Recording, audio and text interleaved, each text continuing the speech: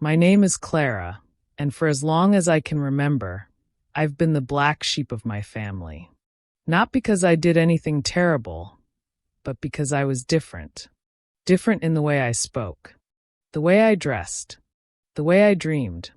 While my siblings followed our parents' traditional path of business, marriage, and weekend reunions, I chose art. I chose color. I chose a life they never understood. Growing up, I was that quiet girl sitting in the corner during family gatherings, sketching faces, painting scenes, lost in imagination, while the others boasted about promotions, cars, and children. And every time my mother's friends would ask, "What about Clara? What does she do?" my mother would smile politely and say, "She's still figuring life out." That sentence used to break me inside. When my father organized reunions, I always hoped maybe, just maybe, this year would be different. But somehow, the invitation never reached me. I'd see photos online, all of them smiling, laughing, toasting, and my name nowhere in the captions. The first time it happened, I thought it was an accident. The second time, I made excuses for them. But by the fifth reunion, when even distant cousins I hadn't met since childhood were there, and I wasn't, I realized the truth. They didn't forget me. They excluded me. My mother once told me, "Clara, it's not that we don't love you, it's just you make people uncomfortable. You never fit in." Those words stayed with me for years. Uncomfortable, unwanted, uninvited. So I built my life quietly, far away from the noise of family expectations. I moved to another city, took part-time jobs to survive, and spent every free hour working on what I loved most, painting. It was lonely. And yes, there were nights I cried myself to sleep, wondering why the people who were supposed to love me unconditionally had decided I wasn't enough. But pain has a strange way of becoming fuel. Every rejection became another brushstroke. Every insult became another color on my canvas. Years passed, and one evening, I got a call from an art curator who had stumbled upon my work online. He said my collection, titled The Forgotten Rooms, had something hauntingly beautiful about it. He wanted to feature it in an exhibition for emerging artists. That night, as I hung up the phone, I felt something shift inside me. I wasn't the forgotten one anymore. I was becoming. The exhibition was a success, beyond anything I could have imagined. People cried while standing in front of my paintings. They said my art felt like a story of invisible pain and quiet strength. For the first time in my life, I felt seen. A few weeks later, my mother called. Not to apologize, of course, that would have been too much.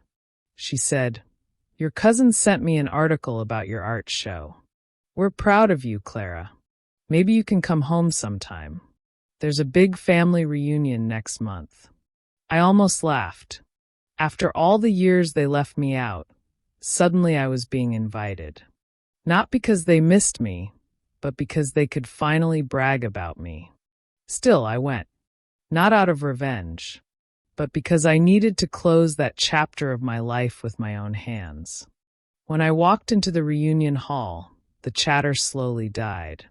There were whispers, stares, even forced smiles. My mother looked elegant as always, but there was something nervous in her eyes. My father avoided eye contact altogether. After dinner, they handed me the microphone. "Say something, Clara," my mother urged. "You've made us proud." I took a deep breath, looked around the room, and said, "For years, I thought being different meant I didn't belong here. I used to cry, wondering why my own parents couldn't see me. But today, I realized something important. Being different wasn't my curse. It was my freedom." I paused, then added softly, "You excluded me from every reunion. But what you didn't know was that your rejection became the reason I found my purpose. Thank you for teaching me what loneliness feels like. Because of that, I now paint stories that heal people who felt invisible too. The room was silent. Even my father's proud posture began to collapse. My mother's eyes shimmered with tears she couldn't hide. And for once, I wasn't the quiet girl in the corner. I was the voice everyone had to listen to. That night, as I left the hall, my mother followed me outside. She said softly, "Clara, we were wrong." I didn't answer. I just smiled. Because forgiveness doesn't always need words. Sometimes silence is the loudest response. A few months later, one of my paintings was bought for a life-changing amount by a foundation supporting children with disabilities. I used the money to open an art center, a safe space for kids who, like me, felt too different for the world around them. That was my unforgettable moment. Not revenge through pain, but redemption through purpose. And as my parents later attended the center's opening ceremony, watching children laugh and paint under the same roof I built from their rejection, I finally saw peace in their eyes. Not pride, not guilt, just peace. Because deep down they finally understood being different was never a weakness. It was my gift. Moral of the story: never let rejection define your worth. Sometimes it's the soil where greatness grows. Pain can become your greatest teacher if you allow it to shape, not break you. Silence can be louder than revenge when your success speaks for itself. The best way to heal from betrayal is to turn it into purpose.